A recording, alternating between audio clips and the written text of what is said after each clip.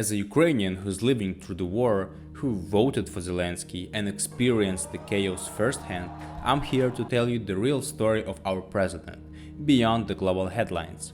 From his rise as a comedian to becoming a wartime leader, I'll take you through every step, backed by my own memories, local events, plus investigation into what the world saw versus what we experienced. Let's go back to 2019. Imagine a comedian famous for his parodies of politicians that you see on TV throughout all of your life, stepping into the same arena he used to make fun of. Because Quartal 95, it's the name of a comedy team which later became a commercial successful studio managed by Zelensky. At first, this team started as KVN show member in 1997, which was like a contest for comedians in a post-Soviet countries. Later on, they received recognition and started touring around Ukraine, and in 2000s creating TV shows. So the man who was very known nationally around all ages in Ukraine, with a great reputation, announces he's a candidate for presidential election. It felt crazy because before that, he and his team produced worldwide known show Servant of the People. You can even find it on Netflix. Long story short, the show is about a regular school teacher becoming a president and changing everything for better. That was Zelensky. For us, the people of Ukraine, it felt like a fresh start, a chance to break away from the corruption we've seen for decades. The image created by the servant of the people was encouraging everyone to have trust in Zelensky. I personally was excited too. I voted for him, hoping for a transparent digital government that would finally support the people, not the system. Plus, my own dad, a small business owner, had struggled for years under oppressive policies. Zelensky seemed like a change we needed. BBC called him an outsider promising to bring real change to a system long plagued by corruption. But, as The Guardian pointed out, there were also doubts, with some critics labeling him as a populist with no real experience. But before everything took turn, life was normal. Even when international media like CNN warned us of the inevitable war, it felt distant, like something out of movie. Remember, my dad called me a week before invasion, worried about diplomats leaving the country, but I brushed it off. It's paranoia, I thought. There's no way Russia would invade in 21st century. I was focused on my life, my own struggles. At that time, I broke up with my girlfriend and my side projects were not making enough money. War, politics, it was not my top priority at that time. The New York Times reported that Ukrainians were divided on whether a full-scale invasion was possible, despite mounting international concern. The night of February 24th, everything changed. I was on a night shift as a logistics dispatcher when my partner broke the news. I thought it was a joke. Bombs hitting Kiev? Impossible. But then I called my mom, and that's when it hit me. This was fucking real. My hometown in western Ukraine was bombed too, despite being miles away from the front line. We were all shocked, scared, and confused. The first nights I spent hiding in underground parking lots, feeling helpless, smoking stress away, and trying to connect with family and my friends. Eventually, I made my way to Kiev's train station, packed with people desperate to leave. It was a pure chaos. According to Reuters, the invasion shocked even those who had been monitoring the situation closely. In fact, over 100 bombs were recorded in major cities during the first 24 hours, as the Washington Post reported. The panic was real.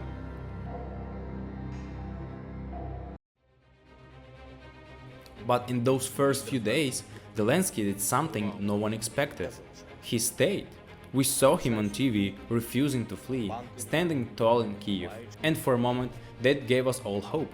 Suddenly, the nation really was united. My father and brother even rushed to volunteer for the army, but there were so many volunteers they were turned away.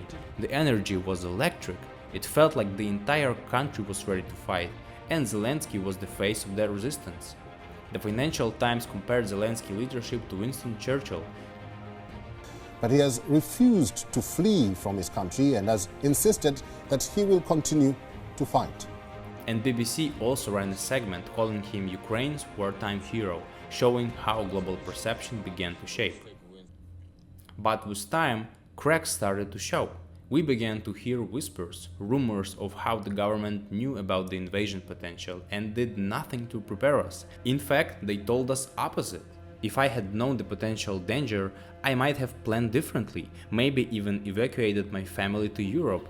As I am legal age male, I am not able to leave now. The borders are closed for men and it feels like a trap. Many men, including myself, feel trapped for almost 3 years now. People are paying huge bribes to escape.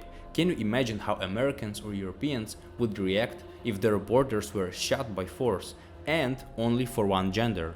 The Guardian published stories of men paying thousands of dollars to escape the country illegally due to the closed borders, and even local outlets like Ukrainska Pravda criticized the government for misleading the public about the real threat level. The world saw a hero, a symbol of courage, and in many ways that was true, but locally not everyone felt that way. Many men, especially those who couldn't leave, resented the president for the border closures and restrictions. There were also rumors circulating, whispers that Zelensky was profiting from the war. There are cases about roads or sport stations being built around the country, while soldiers need weapons and supplies right now, even yesterday. People began to doubt his intentions. To some, he was no longer a savior, but just another politician profiting from our pain. The Wall Street Journal wrote an article highlighting the divide between international praise and local criticism, emphasizing how many Ukrainian men feel trapped and abandoned by the government. Additionally, the Kyiv Independent noted rising discontent among locals, questioning Zelensky's transparency and decisions. Despite everything, if Zelensky manages to navigate Ukraine through this war and secure our country's future, there is a chance history might forgive him. Personally, I will not vote for him again, but I cannot deny that his action in February 2022 shaped how the world sees Ukraine. The last time Volodymyr Zelensky and Vladimir Putin met before the full-scale war was during the Normandy Format Summit in Paris in 2019. This meeting, mediated by French President Macron and German Chancellor Angela Merkel, at that time it seemed like a lot of people didn't even know the difference between Ukraine and Russia. I personally lived in the US as an exchange student, and I also had to explain that every time I spoke about my origins.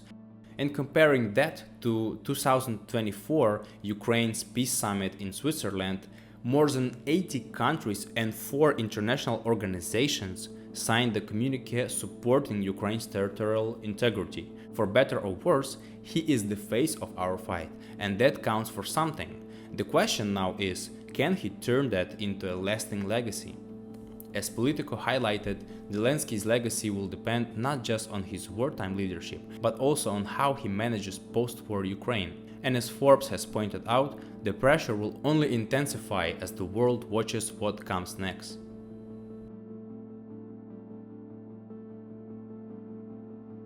Whether you see Zelensky as a hero or a flawed leader, one thing's for sure, Ukraine is forever changed. And as someone who lived through it, I can only hope that the story doesn't end here. Because for Ukrainians like me, the fight isn't just for one man. It's for a future we can all be proud of. Let me know what you think about Zelensky, war in Ukraine, and potential dangers of countries like Russia, Iran, North Korea, and others.